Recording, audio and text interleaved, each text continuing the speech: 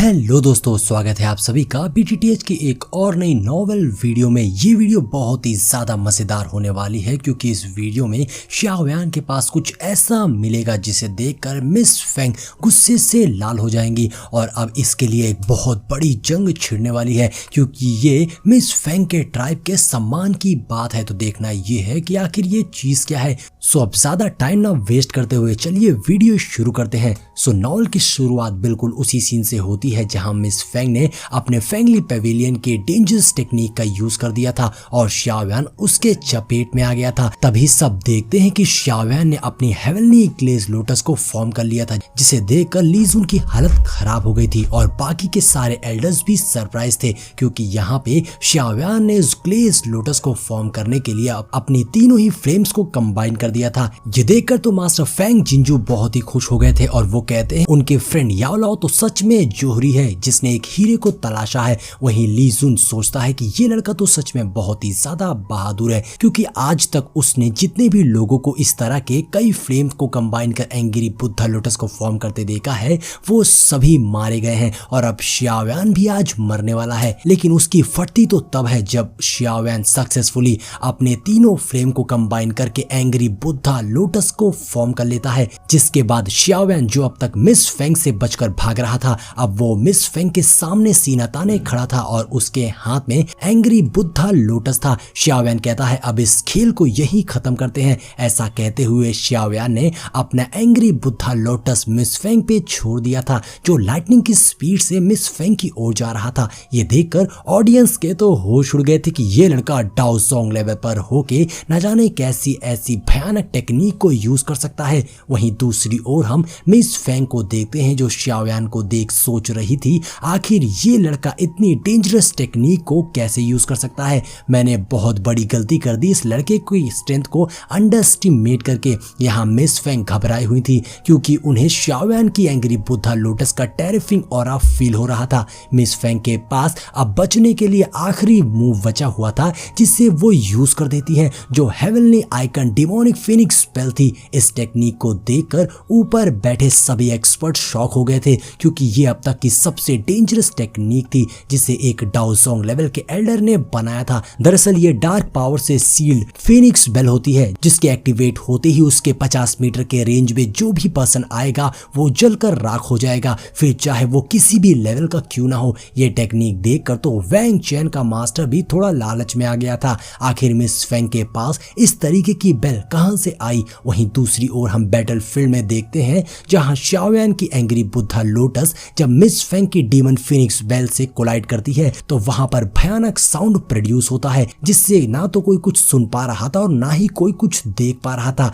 इस टेक्निक को देख तो फीटियान और वैंग चैन भी सोचने लगते हैं कि हमारी किस्मत अच्छी थी जो xiaoyan ने हमसे फाइट के दौरान इस डेंजरस टेक्निक का यूज नहीं किया, वरना हमारा तो नाम आज हिस्ट्री में शामिल हो जाता। वहीं बैटल फील्ड में xiaoyan की एंग्री बुद्धा लोटस अभी भी मिस फेंग की डीमन फिनिक्स बेल से टकरा रही थी जिससे वहां काफी ज्यादा ऑरा प्रोड्यूस हो रहा था, जिससे देखकर ली जुन को लगा था कि मिस फेंग की ये टेक्निक xiaoyan को मात दे सकती है। लेकिन तभी वो देखता है कि मिस फेंग की डिमोनिक फिनिक्स बेल में अब दरारें पड़ने लगी थी। ये देखकर ली जुन शॉक हो गया था, आखिर ये कैसे हो सकता है। ये मिस फेंग की सबसे पावरफुल टेक्निक थी लेकिन इस लड़के ने इसे भी बर्बाद कर दिया। वो ये सब सोच ही रहा था कि तभी बैटल फील्ड में एक धमाका होता है और मिस फेंग की बेल के टुकड़े टुकड़े हो जाते हैं जो कई कड़ों में बिखर गई थी। इस धमाके से घायल होकर मिस फेंग तेजी से नीचे गिरने लगती हैं कि तभी xiaoyan उस पे अपना फाइनल अटैक कर देता है तो मिस फेंग xiaoyan पर काउंटर अटैक करती हैं लेकिन xiaoyan उसे डॉज करते हुए मिस फेंग को एक जोरदार पंच मारता है जिससे मिस फेंग नीचे जमीन में जा गिरती है और अब xiaoyan उसके सामने उससे कहता है तुम ये मुकाबला हार चुकी हो। ऐसे कहते हुए xiaoyan मिस फेंग के फेस पे एक जोरदार किक मारता है जिससे मिस फेंग का सर वहीं पर फट जाता है और उसकी बॉडी डिसअपीयर हो गई थी। ये देख xiaoyan समझ जाता है और वो कहता है ये तो बस एक अवतार था। ऐसा कहते हुए xiaoyan आसमान में एक जोरदार अटैक करता है जिससे वहां पर एक स्पेस ओपन हो गया था और अब मिस फेंग की ओरिजिनल बॉडी सामने आ गई थी। जो देख xiaoyan कहता है तुम सोच रही थी कि तुम अपनी 3000 लाइटनिंग इल्यूजनरी बॉडी का यूज करके मुझे धोखा दे सकती हो, लेकिन ये कोशिश भी तुम्हारी नाकाम रहेगी क्योंकि मुझे इसका पता पहले पहले ही चल चुका था। यहाँ मिस फेंग को काफी बुरा लग रहा था क्योंकि शाओयान ने आज उसकी काफी ज्यादा बेइज्जती कर दी थी। लेकिन इससे पहले कि गुस्से में मिस फेंग अपने किसी दूसरे अटैक को यूज कर पाती, शाओयान ने उस पर अटैक करके उसे गर्दन से पकड़कर उठा दिया था और उससे कहता है तुम हार चुकी हो, तो ये फालतू के चाले चलना बंद करो। ये देखकर ऑडियंस और ली जुन के भी होश उड़ गए थे कि फाइनली शाओयान ने मेरे डिसिपल को हरा दिया। ये तो शर्म की बात है। यहाँ मिस फेंग डरी हुई थी, साथ ही उसे गुस्सा भी आ रही थी क्योंकि आज उसकी काफी इंसल्ट हो गई थी। इसीलिए वो अपनी ब्लैक फ्लेम को एक्टिवेट करने लगती है। ये देखकर शाओयान ने भी अपनी टॉर्किस हेवनली फ्लेम को एक्टिवेट कर दिया था, जिससे मिस फेंग की फ्लेम डर के वापस उसकी बॉडी में छुप जाती है। ये सब हो ही रहा था कि तभी अचानक से शाओयान की ब्लड एसेंस जेड बॉटल उसकी बॉडी से बाहर आ गई थी, जिसे देखकर शाओयान तुरंत उसे हाइड कर लेता है ताकि किसी को उसका पता न चले। लेकिन मिस फेंग ने ये देख लिया था और वो कहती है ये तो ब्लड एसेंस जेड बॉटल हमारे ट्राइब की है, ये तुम्हारे पास कहां से आई। ये बात सुनते ही सारे एक्सपर्ट्स नीचे बैटलफील्ड में आ गए थे, जहां ली जुन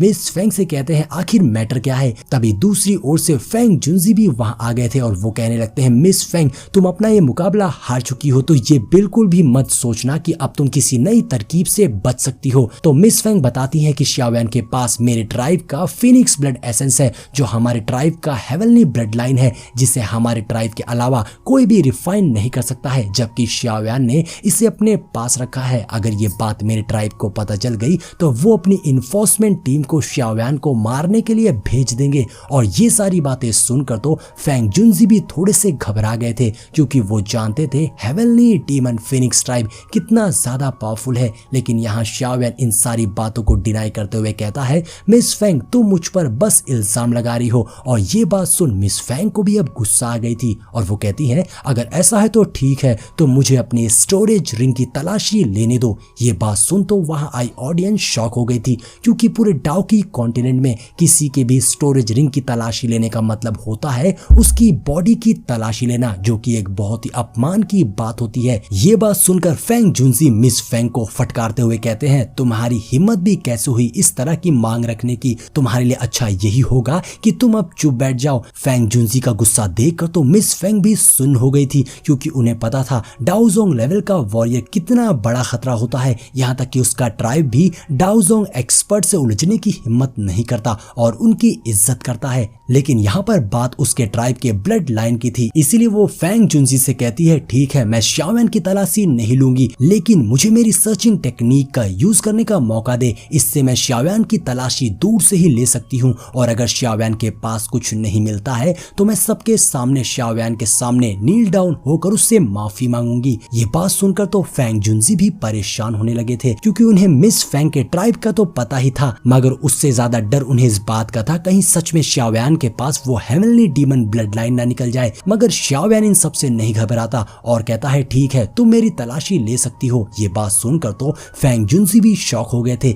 लेकिन शाओयान उन्हें रिलैक्स रहने को कहता है। अब शाओयान का इतना कॉन्फिडेंस देखकर फेंग जुनजी भी रिलैक्स, जिसके बाद टाइम ना वेस्ट करते हुए मिस फेंग अपनी सर्चिंग स्किल का यूज करती है, जिससे शाओयान के इर्द गिर्द एक रेड फॉर्मेशन बन गया था। मगर काफी देर सर्चिंग के बाद भी मिस फेंग को वहां पर कुछ भी नहीं मिलता है। ये देखकर मिस फेंग को काफी गुस्सा आ गई थी और वो एक बार फिर सर्चिंग स्किल का यूज करने लगती है। ऐसे ही मिस फेंग ने कई बार ट्राई किया था मगर उन्हें एंड तक कुछ भी नहीं मिलता। अब मिस फेंग की ये हरकत देखकर फेंग जुनजी को बहुत गुस्सा आ गया था और वो काफी गुस्से में थे। मिस फेंग को कहते हैं मिस फेंग बेहतर होगा कि तुम अपनी हद में रहो, तुम ये मत सोचो कि तुम हेवनली डीमन फिनिक्स ट्राइब से हो तो कुछ भी कर सकती हो। अब अगर तुमने कुछ और किया तो मुझे ब्लेम मत करना, जो मैं तुम्हारा हाल करने वाला हूँ। ये सुनकर तो मिस फेंग डर कर खामोश हो जाती हैं, जो देखकर ली जुन बीच में आते हुए मिस फेंग को कहते हैं मिस फेंग आज का जो मैटर है हो सकता है कि ये बस एक मिसअंडरस्टैंडिंग हो। मिस फेंग कुछ कहना चाह रही थी मगर ली जुन इशारा करके मिस फेंग को चुप करा देते हैं। मिस फेंग कहती हैं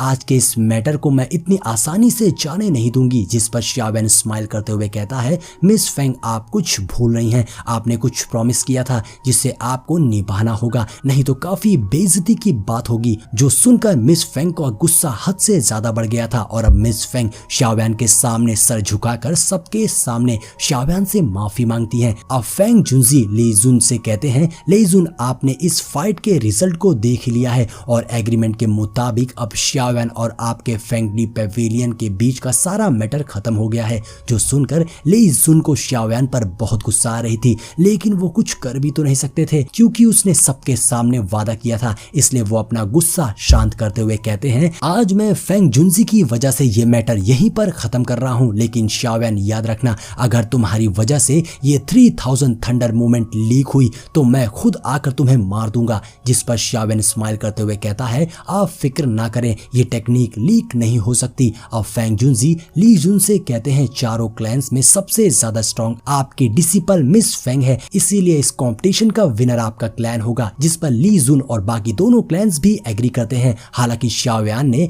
मिस फेंग को हराया था, मगर उसने इस कंपटीशन में पार्टिसिपेट नहीं किया था, इसलिए उसका इस मैच से कुछ लेना देना नहीं था। और अब ग्रैंड मीटिंग खत्म होने के बाद फेंग जुनजी सबको ग्रीट करते हैं और शाओयान, किनयान और लिनयान को अपने साथ लेकर वहां से चले जाते हैं। इधर ली जुन मिस फेंग से पूछते हैं कि क्या तुमने सच में शाओयान की बॉडी में एंशिएंट ब्लड को महसूस किया था? जिस पर मिस फेंग कहती है, हाँ, लेकिन ना जाने मैं उसे कैसे ढूंढ नहीं पाई। जिस पर ली जुन कहता है, ठीक है, हेवनली डीमन फिनिक्स ट्राइब जाकर इस बारे में रिपोर्ट कर दो। अब हम हेवनली डीमन फिनिक्स ट्राइब के पावरफुल पर्संस को भेजेंगे शाओयान को पकड़ने के लिए, तब तो फेंग जुनजी भी कुछ नहीं कर पाएगा। दोस्तों, ली जुन सच में बहुत ही ज्यादा कमीना है। दूसरी ओर शाओयान फेंग जुनजी के सामने हेवनली डीमन फिनिक्स ट्राइब के एंशिएंट ब्लड को बाहर निकालता है, जो देखकर तो फेंग जुनजी भी हैरान रह गए थे कि शाओयान ने तो सच में हेवनली डीमन फिनिक्स ट्राइब के एंशिएंट ब्लड को चुरा लिया है। शाओयान ने इस एंशिएंट ब्लड को अपनी हेवनली फ्लेम में छिपा रखा था,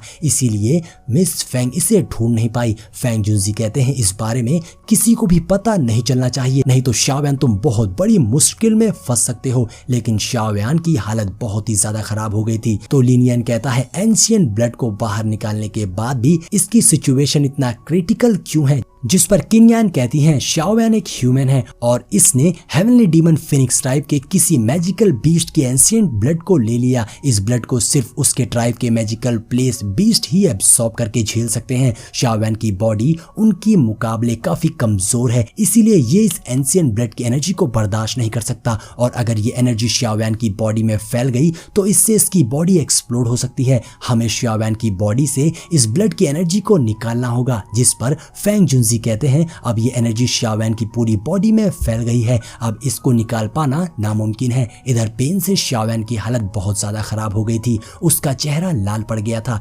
शाओयान दर्द से चीख रहा था। शाओयान कहता है, मैं इस एंशिएंट ब्लड को कंट्रोल कर सकता हूँ, ये मेरे सामने कुछ भी नहीं है। शाओयान भले ही ये कह रहा था, लेकिन उसकी बॉडी लगातार फूलती जा रही थी, जो किसी भी वक्त एक्सप्लोड हो सकती थी। फेंग जुनजी भी अब कुछ नहीं कर सकते थे। शाओयान कहता है, अब मेरे पास कोई और ऑप्शन नहीं बचा है, इसलिए मुझे इस ब्लड की एनर्जी को एब्सॉर्ब करना होगा। ये बोलकर शाओयान उस एनर्जी को अपनी बॉडी में एब्सॉर्ब करने लगता है, जो देखकर फेंग जुनजी और किनयान बिल्कुल हैरान रह गए थे। अब दोस्तों, आगे क्या होने वाला है ये तो आपको नेक्स्ट एपिसोड में ही पता चले।